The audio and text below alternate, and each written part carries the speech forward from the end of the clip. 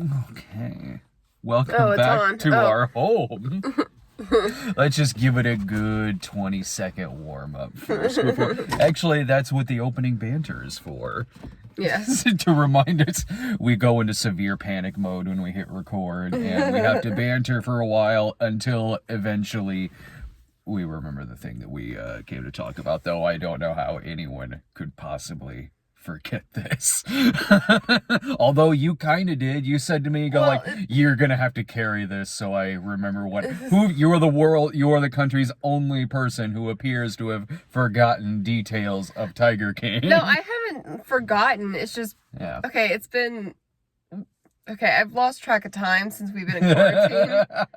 Has it been a few days or has it been a week? I can't remember, but... It's been a long time, trust me. I forget what day of the week it is. Yeah, you do more than... I mean, that kind of happens more to you before quarantine. Yeah, because I work... unless I'm at the studio editing, I'm working largely from home. Yeah. And the days will kind of run together, and I'll use when the new movies come out on Thursday. That is kind of like my...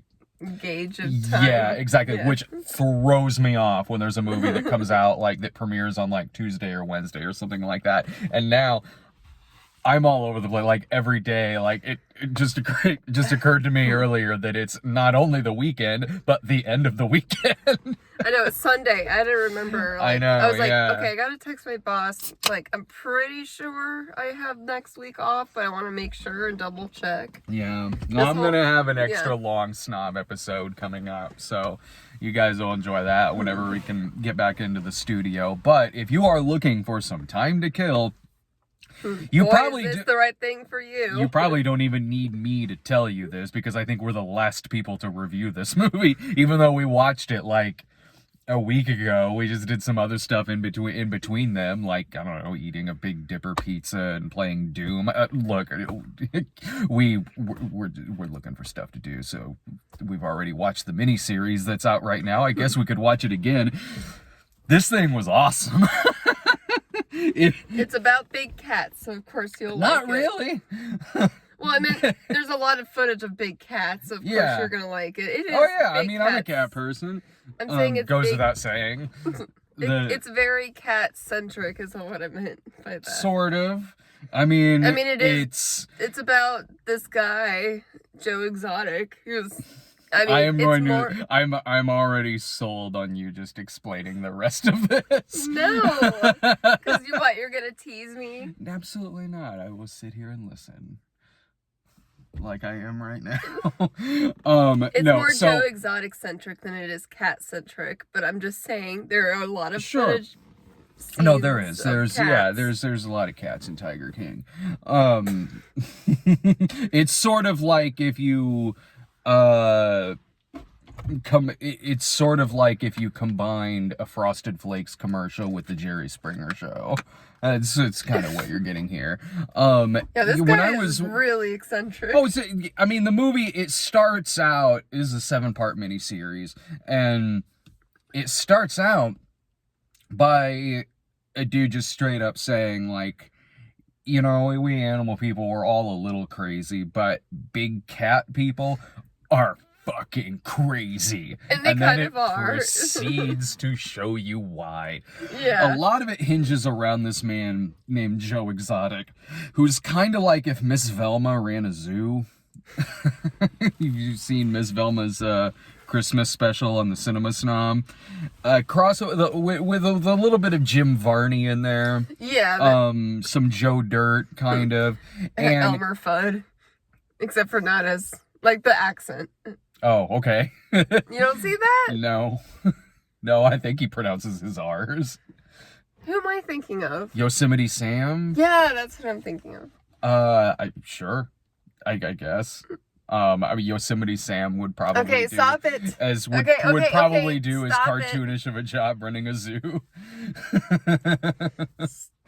What if the Tasmanian Devil ran a daycare center? Stop it. I'm working on that script right now. I got nothing else to do. So it's I almost don't want to say all that happens in this, but all, like, okay. There's a lot of twists and turns. So you have this guy, Joe Exotic, who runs this sort of roadside attraction zoo sanctuary. And he's also very much a showman. He's an entertainer, like a truck stop Siegfried and Roy. You know, he will put out a country album and then do like a magic act and then do mall shows and things like that. So, but it isn't just him. I mean, the way this documentary starts out, it's sort of like it's going to show the downfall of this very larger than life character who at the end of the day is, in terms of being an entertainer, he's good at what he does. But it's also how these other zoo sanctuaries are competing to destroy each other. There's 3 people that it mostly focuses on, I think. This is like, now this is a documentary, but it's like if you were watching a melodrama like Dynasty or Dallas or something like that. And this is the crazy shit that happens in, like, when you get to, like, season 6 or a later season of those shows when they get really batshit insane. Yeah. The plot points that happen in this thing are what happens when a show jumps the shark.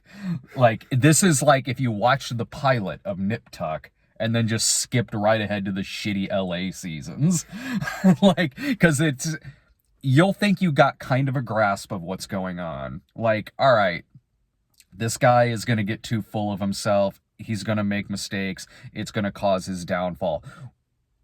Where it goes from there, in terms of not just his zoo, but the other ones too, this gets into, yeah, murder for hire plots, but also polygamy cults and...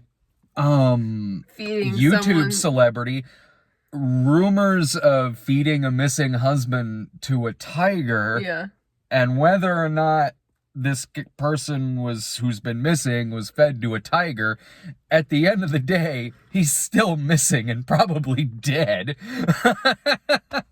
And when it's that, who is this competing zoo owner named Carol Baskin, people think she maybe killed her husband, and she's one of the more normal ones in it. She's one who still not great, though. No one is. No, but when you compare to, no one is, because like even the person who's like still crazy, but maybe the least crazy, the community thinks they killed their husband. Like, that's kind of the level of insane that you're talking about here. It is like when you're watching a show like Dallas, like Dynasty, when there's really no good people. You know what it reminds me of? Okay, so there's another documentary that this kind of reminds me of. It's Don't Fuck with Cats. Yeah. Because people are really, really, I mean, understandably so, like, really can get,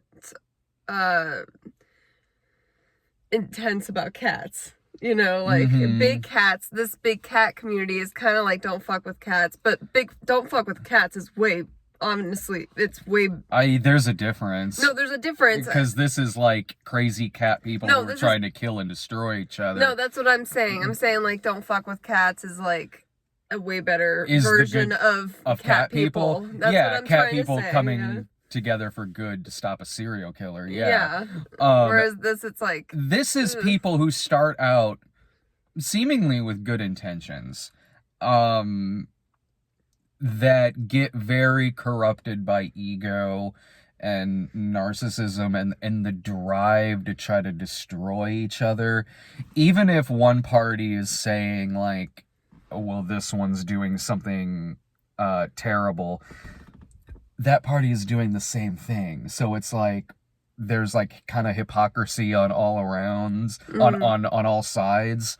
And as you watch these people just get consumed with destroying each other, because they are good at aspects of what they do. Like, it looks like, at least when they start out, they're fine at running these sanctuaries, but again, get caught up in Joe Exotic's case with being a showman and an entertainer. And he's also breeding the cats. Yeah. It gets more and more corrupt as it goes along. Yeah. Don't get me wrong. Like, they get way more corrupt as they go along. Her case with her YouTube channel, and being a pretty big YouTube channel as well, you watch all of these kind of self-destructive egos going at each other. And when you watch it, like, now, yeah, it gets to a point where it gets flat out dangerous, but you're watching it and it's like, man, if you would all just ignore each other. Well, I get...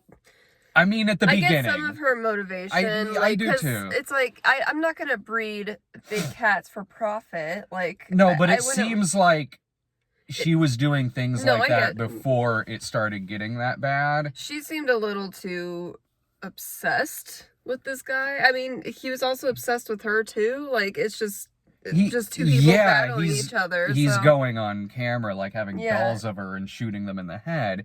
And in her case, I'm sorry. There's hypocrisy on her end. Absolutely. With her, it at least kind of seems like, at the end of the day, it seems like she does care about well-being of these cats. Whereas him, it kind of comes more across like it's about his own well-being. I totally forgot about him shooting him, the dummy. Like, burning her in effigy and whatever. I know, so whatever. I'm gonna put her head in this jar. And I'm like, all it takes...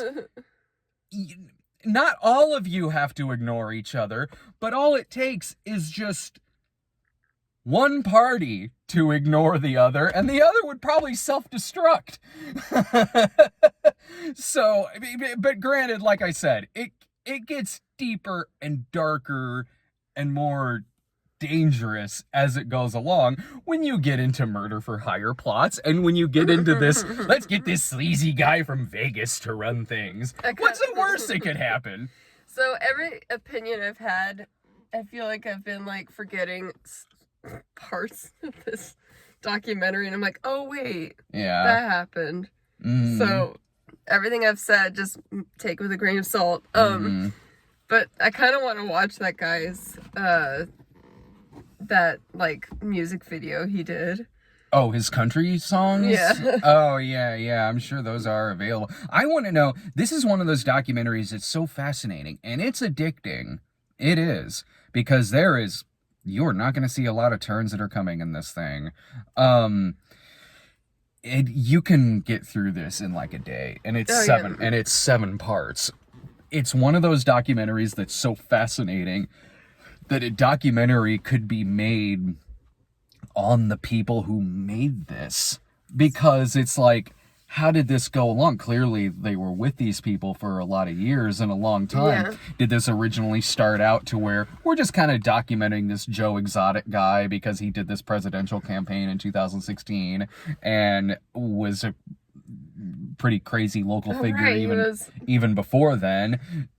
How did this go? Is that kind of how this documentary started? Was just sort of being about him, and then little by little, all this other crazy shit keeps happening, from arson plots to conspiracies about burning footage and transporting these cats to Vegas and everything. Like, it would be, and people just dying by accidental gunfire. Like,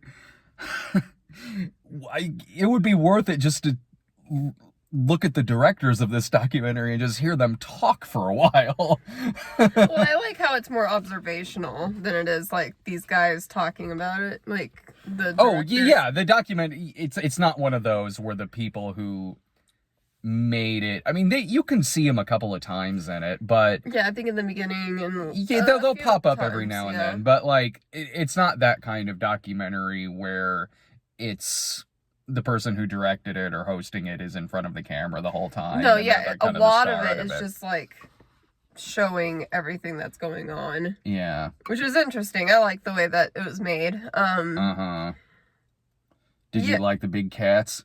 Yeah.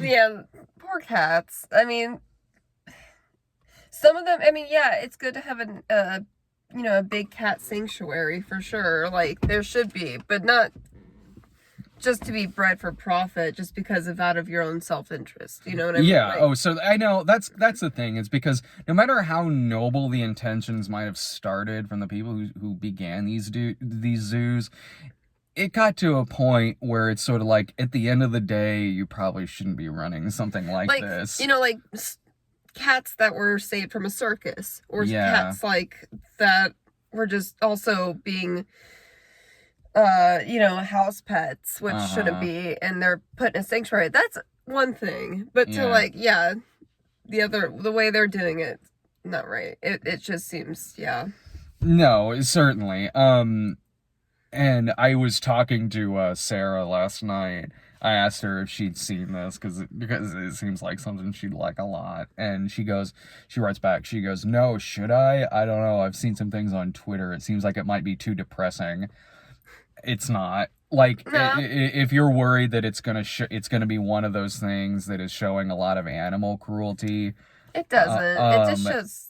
I mean, well, not.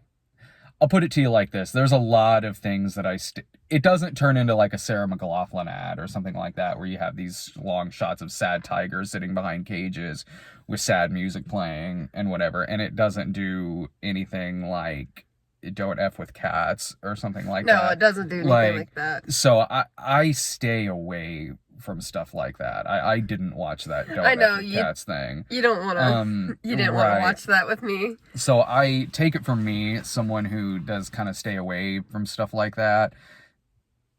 This is a very easy watch. It is very entertaining, and it's shocking in parts, and it is funny in other parts too. It's just this crazy circus of drama unfolding on camera, and it is addicting. It's so bizarre to think. It's such a crazy, wild, twisted story that you have to keep reminding yourself this shit happened. Like, real life can be that crazy, like a soap opera, like a silly daytime soap opera. I mean, this guy, Joe Exotic,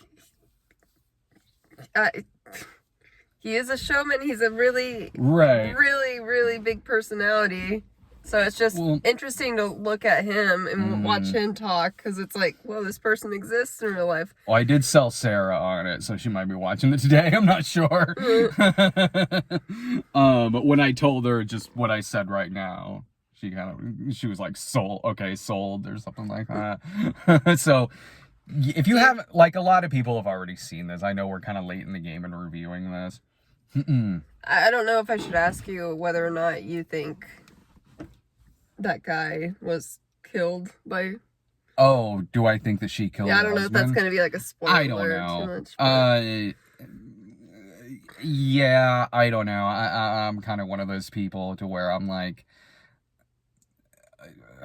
I'm not gonna like openly like make some kind of big blanket statement about that. So I need to look more into it, but I'm not sure. Exactly. Yeah. As far as like the murder for hire plot goes, again, it seems like there's a lot of fault around on that, not just him, but also like maybe the possibility of people kind of goading him in that direction.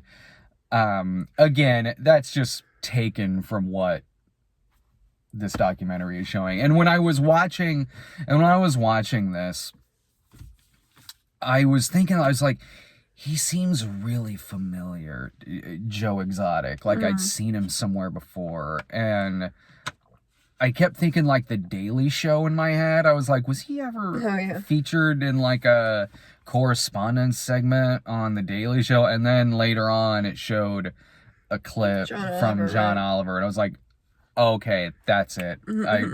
I remember it from there, in his presidential campaign. I remember that because I think Double Toasted talked about it too when he was like running for president, and ran for governor too, and got like 20% of the vote, or near 20%. Sure, why not? Well, in this climate, you don't Free know. cats for all. I'll go with this guy. So I highly recommend this. If you haven't seen it yet, I know people are looking for a lot of stuff to do. You have a lot of time to kill. Yeah, so this is This is a way to do that. You can kill a day with this. You can. Like, it's 7 parts and about 45 plus minutes each. So you're looking like, you know, I don't know, 5.5, 6 hours, something like that. You'll kill a good part of the day watching this, and it's totally worth it. It's very addicting. It's easy to watch all of this just in one straight shot. Just in one, I mean, well, it's easy for me anyway. I have a show that's literally called Binge Watch. If I can watch 12 episodes of a piece of crap like Fuller House, yeah, I can watch 7 episodes of something that's really, really good. You scared me to death the other day when you said, is the latest Fuller House season out yet? I thought it was. Oh, crap. Am I going to have to... Thank God, no. I've still got some time to kill, or I've still got some time before the rest of that season comes out. I have a newfound not respect, but... For Fuller House? Yeah, appreciation for it, because my kids that I take care of love it, and it shuts them up for about... Oh, sure, yeah. For about an hour, so I'm like, put this on. Yeah, well, I guess it's serviceable for that. Yeah. Yeah, they love it, so I'm like, yeah, put that on. And... Just wait till they start saying holy chalupas all the time. And you'll be like, you know they're not what, going to do that. We're going to be watching something else now. All right, so check out Tiger King. And also look at, we've had some other reviews that we posted as well. We did a little video the other day where we were talking about Doom Eternal. We just put up a video where we're talking about the horror film on Netflix, The Platform. So yeah, we got a bunch of stuff posted. So check all of those out and subscribe to us at youtube.com/Stone Gremlin Productions. See you next time. Bye.